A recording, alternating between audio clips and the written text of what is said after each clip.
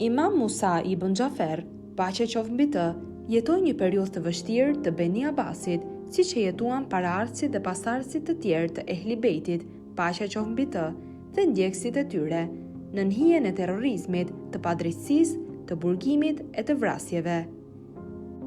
Ai i cili ndjek ndodhit, do të kuptoj se sa ishte frika dhe terrorizmi që mbollën Abbasitët tek njerëzit dhe do ta njohë qëndrimin e Imam Kadhimit, paqja qoftë mbi të, dhe ballafaqimet që bëri kundra padrejtësisë Abbasite. Historia ka regjistruar se Fadl ibn Yahya ibn Halid ibn Bermeki, i cili ishte prej të sinqertëve dhe të afërmve të Rashidit, zhvishet, rrihet, poshtërohet dhe njofton në një mbledhje të përgjithshme me kërkesë të Rashidit, se ai bëri mëshirë për Imam Kadhimin dhe ju lehtësoi lëndimet e burgut. Prej masakrave që ka regjistruar historia, është ajo që përmend Hami ibn Kuhtebe, një prej kryetarëve të Rashidit dhe prej të veçantëve të tij. Kjo masakër nxjerr në dukje ashpërsinë dhe terrorizmin e Beni Abbasitëve për Alevit. Në ngjarje thuhet se kur Rashidi ndodhej në Tus, ai e ftoi Hamidin dhe e pyeti rreth nënshtrimit të tij. Ai u përgjigj se ishte i gatshëm të realizojë çdo kërkesë të Rashidit. Kur Rashidi u sigurua prej sinqeritetit të tij dhe fuqinë e tij në realizim, urdhëroi shoqëruesin e tij që t'i jap Hamidit shpatën dhe ta çojë tek ndërtesa e mbyllur, kur në mes të saj ndodhej një pus. Në ndërtesë gjindeshin 3 dhoma të mbyllura. Kur shoqëruesin e futën në atë ndërtesë dhe hapi derën e dhomës së parë aty, u pan 20 Alevi, djem dhe të moshuar. Ai i kërkoi Hamidit që t'i vriste ata dhe t'i hidhte në pus. Ai veproi, pastaj hapi derën e dhomës së dytë, tek e cila gjeti të njëjtin numër si tek dhoma e parë.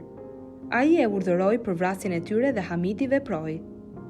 Pastaj hapi derën e dhomës së tretë dhe në të gjindej po ai numër që gjindeshin në 2 dhomat e para.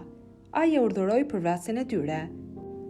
Hamidi thot, shoqëruesi filloi t'i nxjerrë ata një nga një dhe unë i prisja koka dhe i hidhja në pus, derisa mbërrita tek i 19 prej tyre dhe mbeti një i moshuar i cili më tha, qofshi mallkuar.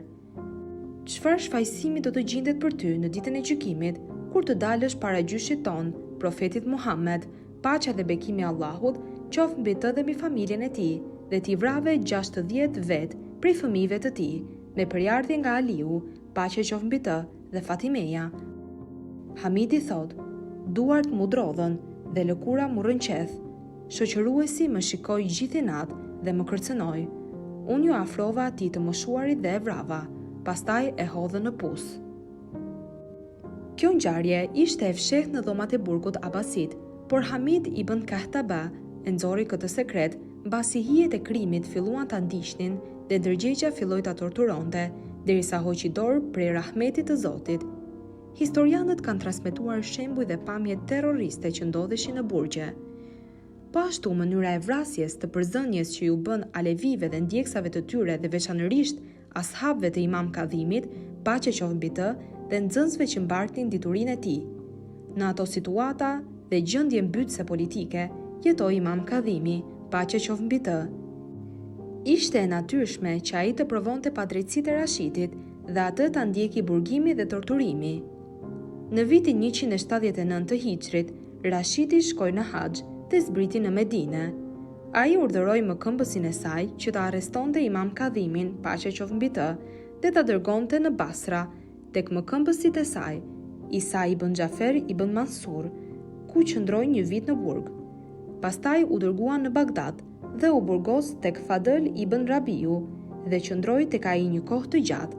Pastaj u burgos tek Sendi ibn Shahik.